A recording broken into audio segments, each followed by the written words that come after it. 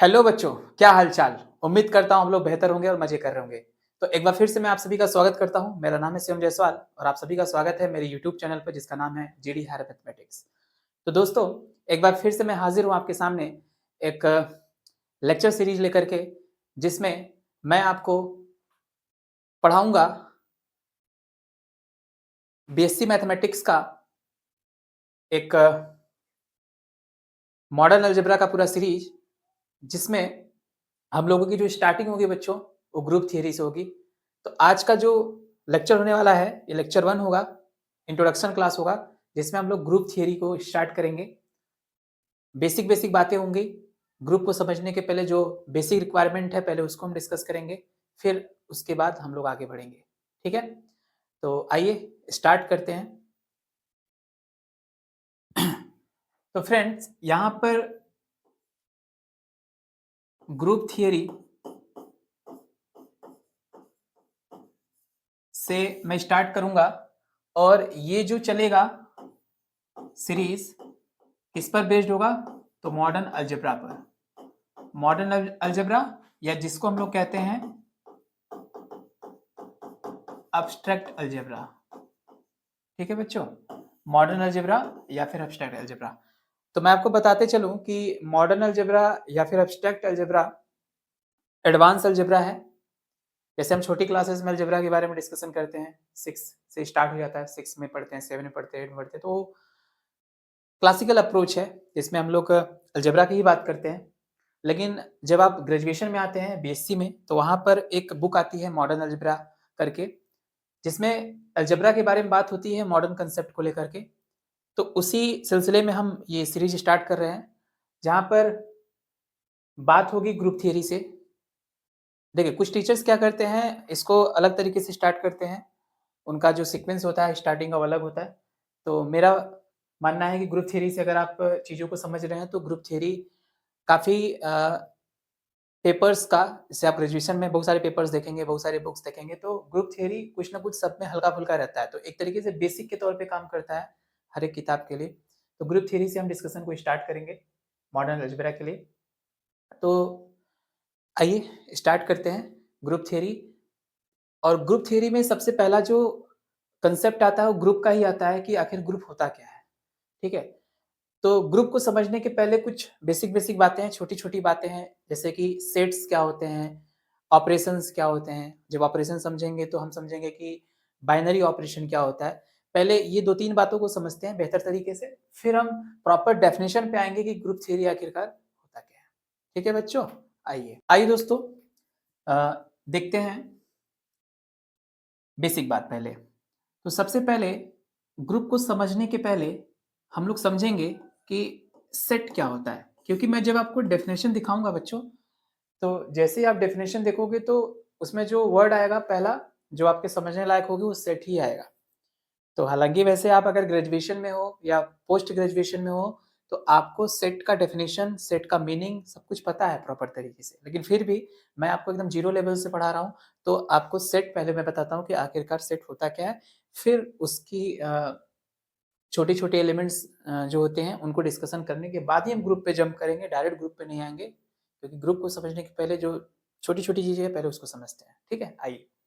तो सेट जो होता है बच्चा, सेट को बोला जाता है, it is the it is the collection of it is the collection of well defined well defined distinct element. Distinct बोलो या फिर डिफरेंट एलिमेंट्स। ठीक है बच्चों? It is the collection of well defined distinct या फिर डिफरेंट एलिमेंट्स। एलिमेंट्स को यहां पर ऑब्जेक्ट्स भी बोला जाता है। क्या मतलब है इसका? ये तो डेफिनेशन है, 11th क्लास में डेफिनेशन ऐसे दे दी जाती है। मतलब समझते हैं, ठीक है? जैसे एग्जाम्पल के तौर पे मैंने बोला, collection of first 5 natural numbers. क्या मैंने बोला? Collection of first 5 natural numbers. अब यहाँ पर फर्स्ट 5 नेचुरल नंबर्स की बात हो रही है। तो फर्स्ट 5 नेचुरल नंबर्स का मतलब पहले तो नेचुरल नंबर आपको समझ में आना चाहिए। तो नेचुरल नंबर्स नंबर्स का कलेक्शन होता है ऐसे नंबर जो 1 से स्टार्ट होते हैं। जैसे कि 1 फिर नेक्स्ट आएगा 2 फिर नेक्स्ट आएगा 3 एंड सो ऑन इस तरीके से। तो ये जो कलेक्शन बन रहा है ये नेचुरल नंबर का कलेक्शन है। छोटी क्लासेस में आपको मिला होगा देखने को ये। ठीक है, फिर भी मैं बता रहा हूँ 1 2 3 4 5 and so on up to infinity. ये जो कलेक्शन बनेगा ये नेचुरल नंबर बोला जाता है। अब ध्यान से समझिएगा, इसने क्या बोला कलेक्शन तो लेना है लेकिन फर्स्ट 5 नेचुरल नंबर्स का लेना है। यानी कि 1 2 3 4 एंड 5। तो ये फर्स्ट 5 नेचुरल नंबर्स हैं, इनका कलेक्शन मैंने ले लिया और उसको इस तरीके से कर्ली ब्रैकेट से इनक्लोज्ड कर दिया। ठीक है बच्चों, अब इसको मैंने बोल दिया कि ये कैपिटल ए एक सेट है। हमेशा सेट को हम लोग कैपिटल लेटर से रिप्रेजेंट करते हैं, राइट। और उसके जो एलिमेंट्स होते हैं इस तरीके से कॉमा कॉमा लगाकर लिखे जाते हैं और उनको कर्ली ब्रैकेट से बंद कर दिया जाता है। ये रिप्रेजेंटेशन होता है सेट का। ठीक है, अब यहाँ पर देखिए कलेक्शन है। कलेक्शन का मतलब इकट्ठा करके रख देना। अब यहाँ पर क्या है 5 नेचुरल नंबर का कलेक्शन। तो 5 नेचुरल नंबर को पकड़ो जो शुरू से स्टार्ट होते हैं 1 2 3 4 5। उनको एक ग्रुप बनाकर उनको एक इकट्ठा कर करके ब्रैकेट में बंद करके रख दिया तो एक सेट बन गया। ये सेट है, सेट का एग्जांपल है। अब यहाँ पर कलेक्शन तो है, अब बात उठती है इसको सेट बोल रहे हो तो खाली कलेक्शन से ही सेट बन जाएगा, ऐसा नहीं है। इसमें कुछ बातें हैं। देखिए कलेक्शन तो हो गया लेकिन वेल डिफाइंड है। वेल डिफाइंड होना चाहिए। वेल डिफाइंड का मीनिंग ये है कि जैसे मान लो आप क्लास में गए, 11th क्लास को आप पढ़ा रहे हो। अब 11th क्लास में आपने 5 बच्चों को खड़ा किया और पांचों से आपने बारी बारी से पूछा कि बताओ बच्चों फर्स्ट 5 नेचुरल नंबर्स क्या हैं। तो 5 बच्चे जो हैं अगर उनको आता है तो बोलेंगे कि सर 1 2 3 4 5। पहला बच्चा भी बोलेगा, दूसरा बच्चा बोलेगा सर 1 2 3 4 5, तीसरा भी बोलेगा सर 1 2 3 4 5। ऐसे पांचों बच्चे बोलेंगे 1 2 3 4 5। तो अगर इस तरीके से आपको आंसर मिल रहा है तो आप समझ जाइए कि वो जो कलेक्शन आपने लिया है 1 2 3 4 5 फर्स्ट 5 नेचुरल नंबर्स का वो वेल डिफाइंड है। वेल डिफाइंड का मतलब होता है कि जो चीज़ें बोली जा रही हों, जो डिफाइंड की जा रही हों चीज़ें, वो पर्सन टू पर्सन वेरी ना करे। ओपिनियन हर एक बंदे का सेम हो, हर एक बच्चों का सेम हो। जो भी बोले वही बोले बात, कुछ अलग ना बोले उस चीज़ को लेकर के जो आप पूछ रहे हो। तो उस चीज़ को हम लोग वेल डिफाइंड कहते हैं, हिंदी में सुपरिभाषित कहते हैं, राइट? तो यहाँ पर फर्स्ट 5 नेचुरल नंबर है 1 2 3 4 5 और ये वेल डिफाइंड हो गया क्योंकि सबकी ओपिनियन इसको लेकर के सेम होगी। ठीक है? और ये डिस्टिंक्ट है, डिफरेंट भी है, 1 अलग है, 2 अलग है, 3 अलग है। ठीक है? अच्छा, ये एक सेट का एग्जांपल है। किसका एग्जांपल है ये? सेट का एग्जांपल है। एक सेट है और मैं आपको बताते चलूँ बच्चों कि ये सेट तो है लेकिन सेट को रिप्रेजेंट करने के भी 2 तरीके होते हैं। अब ये जो तरीका है यहाँ पे रिप्रेजेंट किया गया है इसको हम लोग रोस्टर फॉर्म कहते हैं। कौन-सा फॉर्म कहते हैं? रोस्टर फॉर्म या फिर इसी को हम लोग टैबुलर फॉर्म भी कहते हैं। क्या कहते हैं? टैबुलर फॉर्म भी कहते हैं। ठीक है? इसी को एक और तरीकों से रिप्रेजेंट किया जाता है।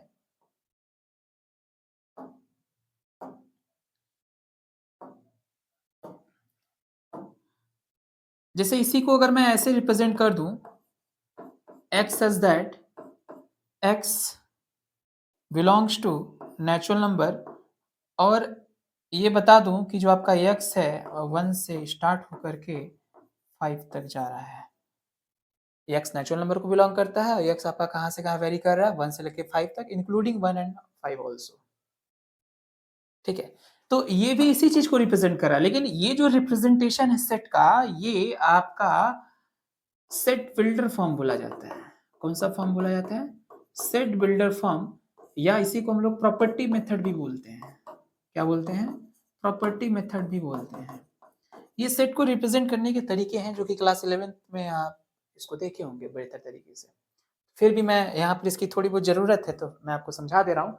सेट क्या होता है वो मैंने आपको समझाया, कैसे रिप्रेजेंट करते हैं वो भी मैंने आपको समझा दिया। अब सेट वेल डिफाइंड का जो मतलब है सेट के डेफिनेशन में उसकी क्या मीनिंग है वो भी मैंने आपको समझाया और डिफरेंट किस तरीके से वो भी आपने देख लिया। तो आई होप आपको सेट का डेफिनेशन और सेट का मतलब समझ में आया होगा।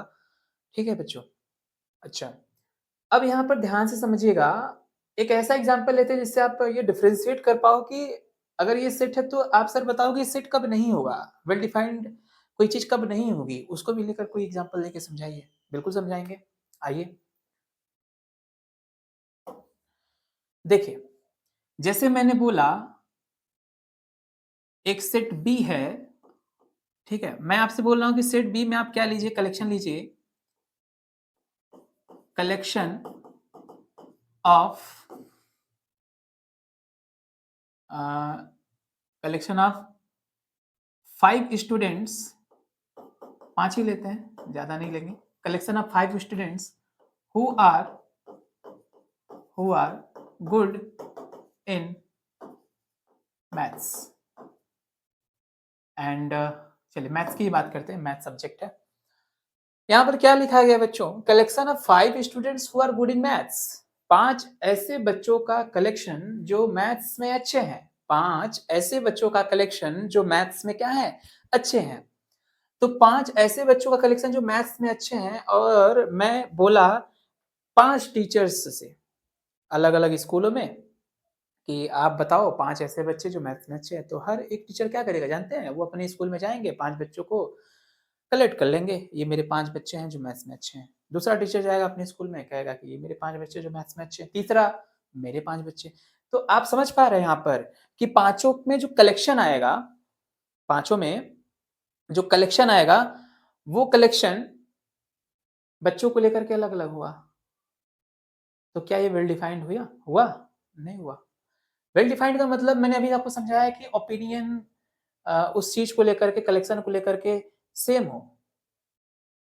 यहाँ पर तो सेम नहीं हो रहा है, 5 अलग-अलग बच्चे मिलेंगे। हर टीचर अपना 5 बच्चा तैयार कर देगा, कलेक्शन बना देगा। तो ये सेम तो नहीं है, सबकी राय अलग-अलग है। तो ये सेट नहीं बनेगा, ये सेट नहीं बनेगा। कलेक्शन तो है but not well defined because यहाँ पर जो एलिमेंट्स आएँगे सेट के अंदर वो अलग-अलग आएँगे। सबकी राय अलग-अलग होगी बच्चों को लेकर के, ये मेरे 5 बच्चे अच्छे हैं, मेरे 5 बच्चे अच्छे हैं।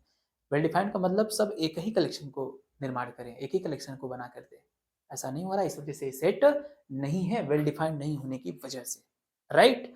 चलिए, बेहतर तरीके से आपको समझ में आया होगा ये, आई होप। आगे चलते हैं। ठीक है? अब समझिएगा ध्यान से।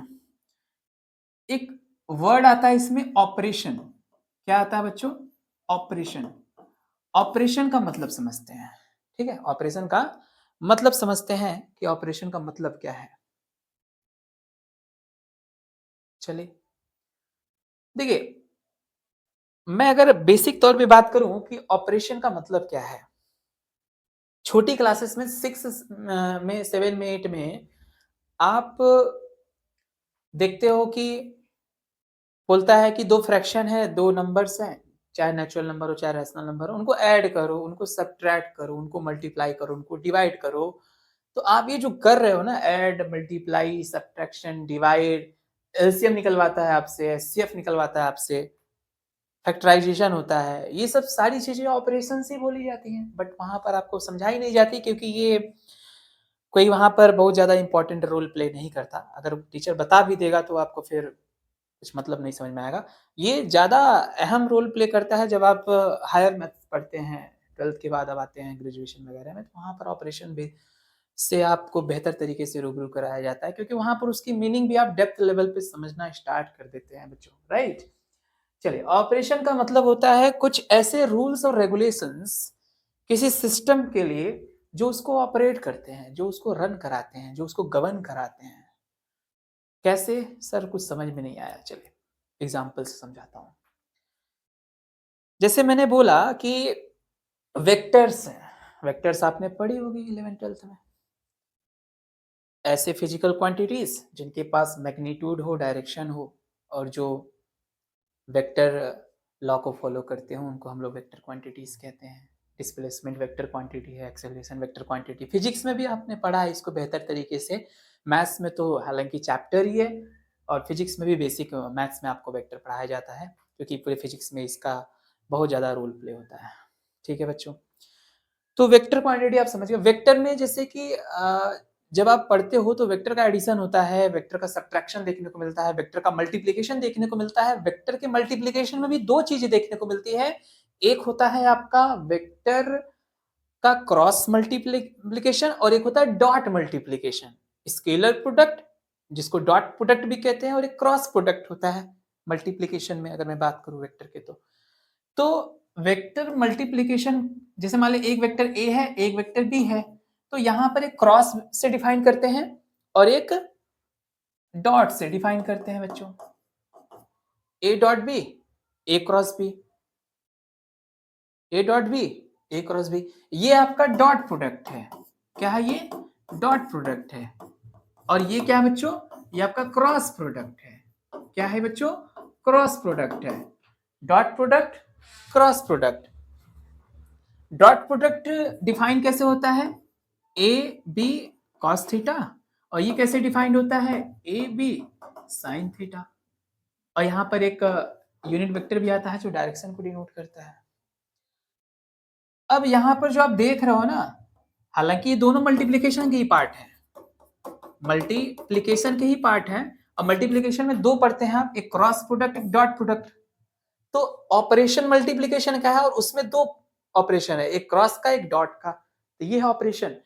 और वेक्टर को ऐड भी करते हैं, A vector plus B vector, vector को मल्टीप्लाई भी करते हैं, A vector minus B vector.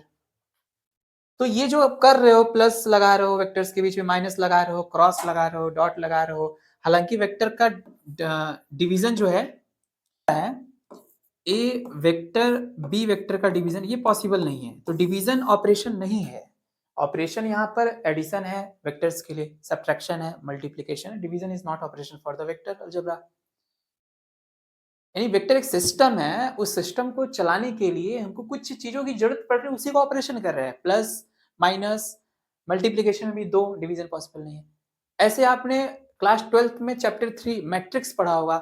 Matrix को भी रन कराने के लिए, गवर्न कराने के लिए रूल्स रेगुलेशन की जरूरत पड़ती है। जैसे मैट्रिक्स को ऐड करते हो आप, ए मैट्रिक्स है बी मैट्रिक्स है, उनको ऐड करते हो तो ऐसे दिखाते हैं, सब्ट्रैक्ट करते हो तो A matrix minus B matrix.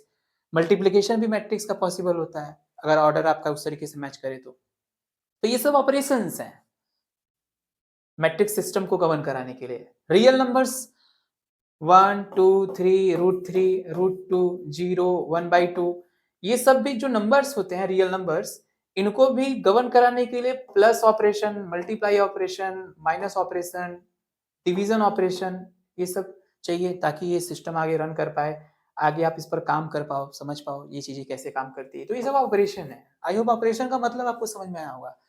LCM HCF भी ऑपरेशन है। दो नंबर्स दे दिया या दो फ्रैक्शन दे दिया 2/5 और 5/6, इनका एलसीएम निकालो, इनका एचसीएफ निकालो, ये भी एक ऑपरेशन ही है। समझ पा रहे हैं? अच्छा, फैक्टराइजेशन करते हो वो भी ऑपरेशन है। तो ऑपरेशन तो समझ गए। अब हम बात करते हैं बाइनरी ऑपरेशन क्या होता है। एक नया टर्म है आपके लिए, बाइनरी ऑपरेशन, उसको समझते हैं, फिर हम लोग ग्रुप के डेफिनेशन पर जंप करेंगे। बाइनरी ऑपरेशन, बाइनरी ऑपरेशन का मतलब होता है, अगर किसी सिस्टम की बात करो, जैसे मैंने सपोज ले लिया नेचुरल नंबर, क्या ले लिया? Natural number. अब नेचुरल नंबर में आपको पता है कि एक सेट होता है जिसमें जो नंबर्स आते हैं कुछ इस तरीके से आते हैं 1 2 3 4 5 एंड सो ऑन। इसको हमने मान लो n से ही दिखा दिया, नेचुरल नंबर का सेट है। अब यहां पर जैसे मान लो मैंने एक ऑपरेशन ले लिया प्लस, अब आपको समझ में आ रहा होगा प्लस एक ऑपरेशन है, प्लस तो एक ऑपरेशन है, लेकिन अगर इसको बाइनरी ऑपरेशन बनाना होगा तो क्या कंडीशन फुलफिल होना पड़ेगा, बात इसकी करते हैं। तो बाइनरी ऑपरेशन होने के लिए प्लस को, ऑपरेशन तो है ही, ये बाइनरी ऑपरेशन तब होगा बच्चों कि अगर मान के चलो मैंने इसमें से कोई भी दो एलिमेंट उठाया, फॉर एग्जांपल से लेट्स से 1 और 2, और 1 और 2 को मैंने ऑपरेट कराया, ऑपरेशन क्या है? प्लस है। अगर 1 और 2 को मैंने जोड़ा तो आंसर आएगा इसका 3, और 3 भी इस सेट को बिलोंग करता है। 3 belongs to natural number, 3 belongs to natural number, right. अब 3 इसका रिजल्ट है जो कि इसी में आ रहा है, और ये जो 1 और 2 आपने एलिमेंट लिया था, ऑपरेट कराया, वो भी इसी से लिया गया, इसी सेट से लिया गया।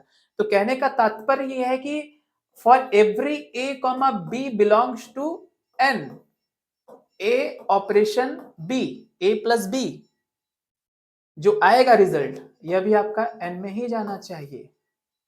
यानी कोई अगर दो आर्बिट्रेरी एलिमेंट उठाते हो अपने सेट से, कोई भी दो आर्बिट्रेरी एलिमेंट अपने सेट से उठाते हो और उनको ऑपरेट करते हो, जो भी ऑपरेशन आपने फिक्स किया हुआ है, और ऑपरेशन के बाद जो इसका रिजल्ट आएगा अगर वह उसी सेट में गया जहां से आपने दो नंबर को पिक किया था, तो समझ जाइए वो ऑपरेशन आपका क्या है, बाइनरी ऑपरेशन है। क्या है? बाइनरी ऑपरेशन है। समझ पा रहे हैं बच्चों? बेहतर तरीके से मैं समझा पा रहा हूं आपको? बताइए, बाइनरी ऑपरेशन। अच्छा, और समझते हैं। जैसे मान लो इसी सेट पर मैंने लिया मल्टीप्लाई का operation, multiplication operation, multiplication operation. अब ये मल्टीप्लिकेशन ऑपरेशन तो है, क्या ये बाइनरी ऑपरेशन बनेगा उसकी बात करते हैं। अब बाइनरी ऑपरेशन के लिए क्या कंडीशन है कि अगर कोई भी दो एलिमेंट यहां से पिक करते हो और ये ऑपरेशन को लगा करके ऑपरेट करते हो, तो उसका जो रिजल्ट आए अगर वो रिजल्ट इसी सेट में जाता है तो वो बाइनरी ऑपरेशन है, otherwise not binary operation. Right? अगर मान लो मैंने 1 2 लिया, दो नंबर पिक किया और इनके बीच में मल्टीप्लाई का ऑपरेशन लगाया और इसका रिजल्ट 2 आया, इसका रिजल्ट 2 आया, इसका मतलब क्या है, ये भी इसी में गया, तो ये बाइनरी ऑपरेशन है। अगर मैं कुछ भी ले लो, 4 5 ले लो, मल्टीप्लाई कराओगे 20, वो भी यहीं से बिलोंग करेगा। यानी मल्टीप्लिकेशन भी बाइनरी ऑपरेशन है, एडिशन भी एडिशन जो है ये ऑपरेशन था और ये कंडीशन को फुलफिल किया तो ये भी बाइनरी ऑपरेशन हो गया। मल्टीप्लिकेशन ऑपरेशन था, इस कंडीशन को फुलफिल किया तो ये भी बाइनरी ऑपरेशन हो गया।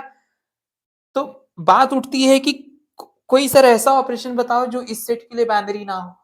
चलिए लेते हैं। अगर मैं बोलूं सब्ट्रैक्शन का ऑपरेशन, सब्ट्रैक्शन का ऑपरेशन, कौन सा ऑपरेशन? सब्ट्रैक्शन का ऑपरेशन। अब सब्ट्रैक्शन का ऑपरेशन जो है इस सेट के लिए 1 और 2 माइनस अगर कर दूं, 1 - 2 अगर कर दूं तो